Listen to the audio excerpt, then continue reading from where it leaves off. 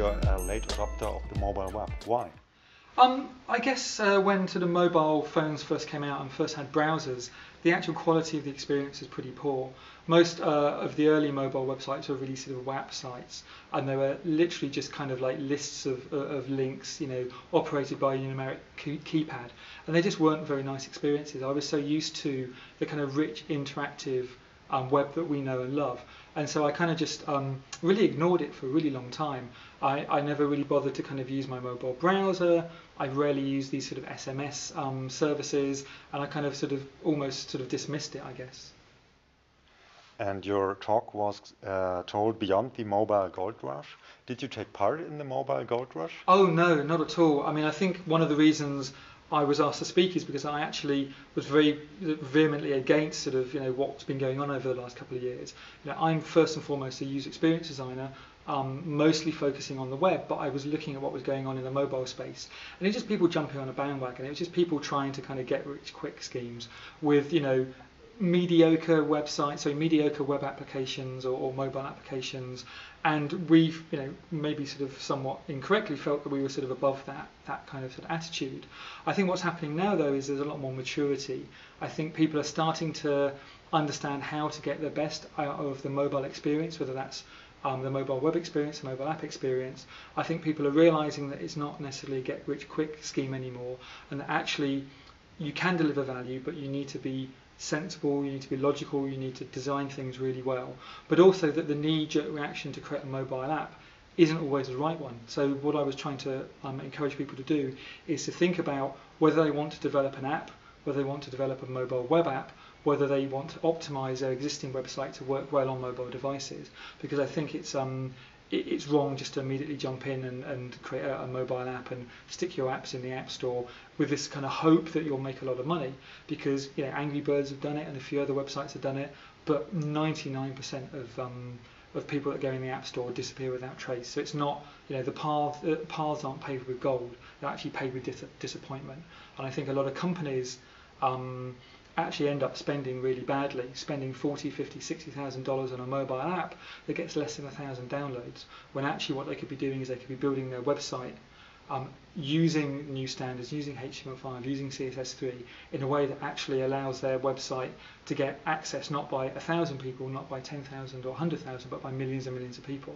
So I think what I was trying to propose to people is start with a mobile web experience first, and then once you've got that locked down, start deciding whether there are added extras or added products or services you can add on top of that, which are best delivered through mobile apps. When a customer comes to you and says, I need a mobile app, I need a web app, how do you talk to him? How do you try to persuade him not to create an app? I think that's a question I don't really feel qualified to answer, because as I mentioned in my talk, we've only ever done like one mobile experience, basically one mobile app experience anyway. We've just recently launched or about to launch a mobile app for Channel 4 News. The thing with the app that we were making for Channel 4 News is we worked very closely with Channel 4 to realise what was different and unique about the app experience over and above their mobile web experience, because they had a really good mobile website. We designed the website for them, and when we designed it, we made sure that it was touch capable, so people could like scroll through information on their website. And so when you're thinking about the app experience, you have to make something not completely different, but something that is different enough that there's real value. There's a real difference between going on their website and going on their app. Had we built an app that looked just like the website, it would have been a failure. So I think a lot of it is just about talking with clients about the differences between the different services. But like I say, we are not hugely experienced in mobile development per se. We have done a lot of mobile websites, and we try to make sure, in the same way as 10 years ago or 5 years ago, people really focused on making sure their site was accessible. We believe that your sites now should be universally accessible, and that means being able to be accessed at least in a decent way on mobile devices. But yeah, I think there's room for mobile apps. I just think you need to think about the business logic. And one of the things we do as a user experience company, very, very early on, is trying to understand what the purpose of the project is, what the goals are, what the strategies are. And yes, if we don't think an app is the right thing for the client, we will tell them.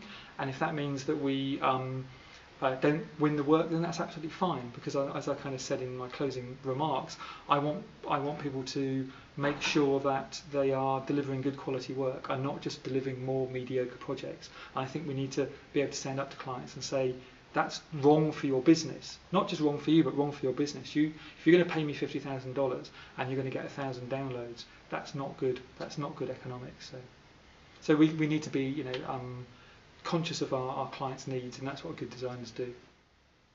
Great. You're very, very engaged about the iPhone, and you said it changed your life. Mm-hmm. How do you think the mobile user experience will look like in 10 years from now? I have absolutely no idea. I've got no idea what the mobile user experience will look like in 2 years, even 2 weeks. So 10 years, I think it's beyond my mental power and capability to kind of even imagine what it will be like. Who knows whether there will be mobile devices at all? I've got no idea. So I can't answer that question. Thank you very much. My pleasure. Thank you.